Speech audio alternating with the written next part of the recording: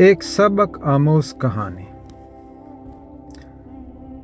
بہت پرانے زمانے کی بات ہے کہ بغداد کے ایک چھوٹے سے گاؤں میں احمد نام کا ایک نوجوان رہتا تھا۔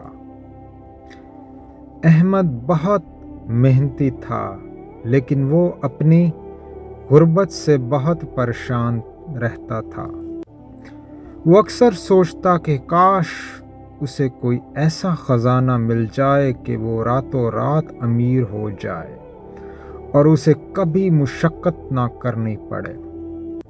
ایک دن اسے خبر ملی کہ شہر کے باہر پہاڑوں میں ایک بہت بڑا دانا بزرگ رہتے ہیں جن کے پاس ہر مسئلے کا حل ہے۔ احمد نے سوچا کہ شاید ان بزرگ کے پاس دولت کمانے کا کوئی خفیہ تجوید یا فارمولا ہوگا، تعویذ یا فارمولا ہوگا۔ اسے امید میں وہ سفر پر نکل پڑا۔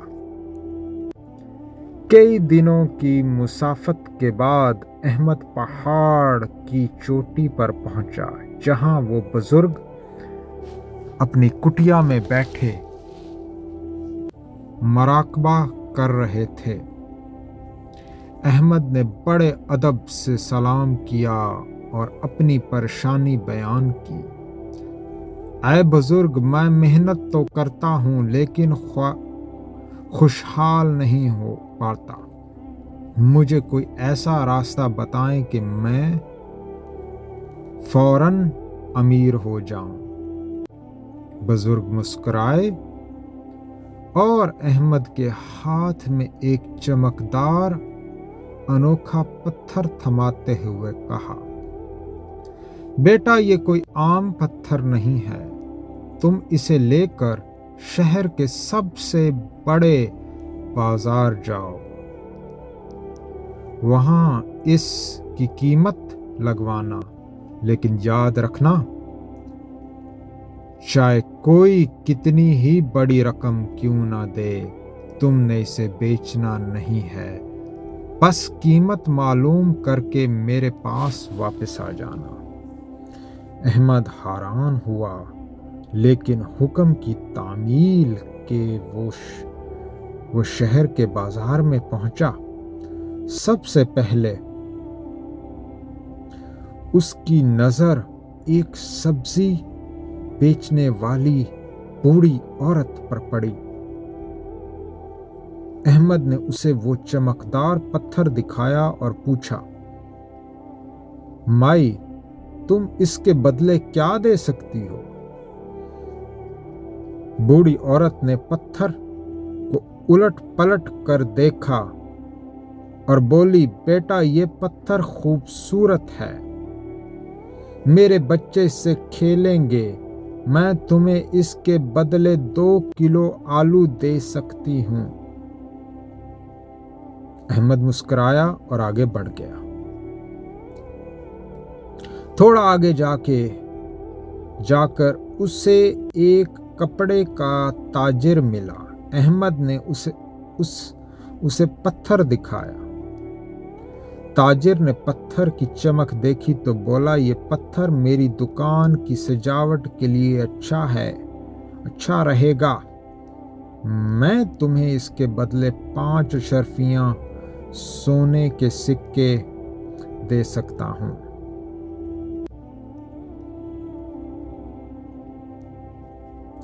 احمد کا دل للچایا، لیکن اسے بزرگ کی شرط یاد تھی، اس لیے وہ وہاں سے بھی آگے نکل گیا۔ چلتے چلتے احمد شہر کے سب سے بڑے جوہری سونار کی دکان پر پہنچا۔ جب جوہری نے وہ پتھر دیکھا تو اس کی آنکھیں کھلی کی کھلی رہ گئیں۔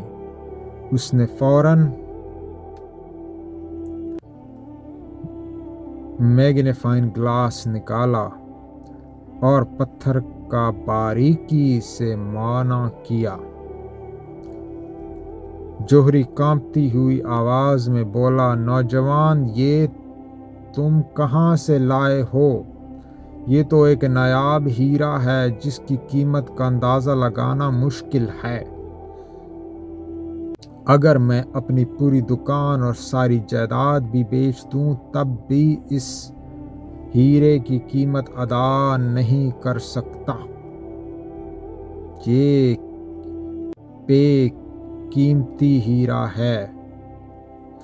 احمد ہکا بکا رہ گیا اور فوراً پتھر کو لے کر واپس بزرگ کے پاس پہنچا اور سارا ماجرا سنایا۔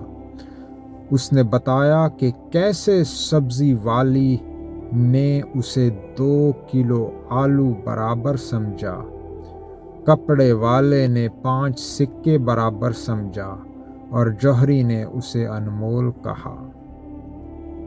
بزرگ نے احمد کے کندھے پر ہاتھ رکھا اور سنجیدگی سے کہا، بیٹا، تم بھی اسی ہیرے کی طرح ہو۔ تمہاری زندگی کی قیمت بھی وہی ہے جو سامنے والا لگاتا ہے۔ احمد نے حیرانی سے پوچھا، کیا مطلب؟ بزرگ نے سمجھا، دیکھو، تم نے اپنی قدر ان لوگوں کے درمیان تلاش کر رہے ہو جو تمہیں صرف 2 کلو آلو اور 5 سکے کے برابر سمجھتے ہیں۔ تم اپنی صلاحیتوں کو کم تر سمجھ رہے ہو کیونکہ تم غلط جگہ پر کھڑے ہو۔ انسان کی اصل قیمت اس کے اندر چھپی صلاحیت اور اس کا کردار ہے۔ اگر تم ایسے لوگوں میں رہو گے جو تمہارے ہنر اور محنت کی قدر نہیں جانتے تو تم خود کو ہمیشہ سستا اور غریب سمجھو گے، لیکن جس دن تم نے اپنی صلاحیت کو پہچان لیا اور صحیح جگہ پر محنت کی، تم اس ہیرے کی طرح انمول ہو جاؤ گے۔ احمد کو بات سمجھ آ گئی۔ اسے احساس ہوا کہ وہ دولت نہیں بلکہ قدر کی تلاش میں تھا۔ اس نے بزرگ کا شکریہ ادا کیا اور گاؤں واپس آ گیا۔ اس بار اس نے اپنی محنت کو صحیح سمت لگایا، نئے ہنر سیکھے اور ایسے لوگوں کے ساتھ کام شروع کیا جو اس کے کام کی قدر کرتے تھے۔ چند ہی سالوں میں احمد نے صرف امیر ہی ہو گیا بلکہ اسے وہ سکون بھی مل گیا جس کی اسے تلاش تھی۔ آپ کی قدر اتنی ہی ہے جتنی آپ خود سمجھتے ہیں۔ خود کو سستے میں مت بیچیں اور اپنی صلاحیتوں کو صحیح جگہ پر استعمال کریں۔ پلیز لائک کریں اور سبسکرائب کریں اور اپنے دوستوں کے ساتھ شیئر کریں۔ بہت بہت شکریہ۔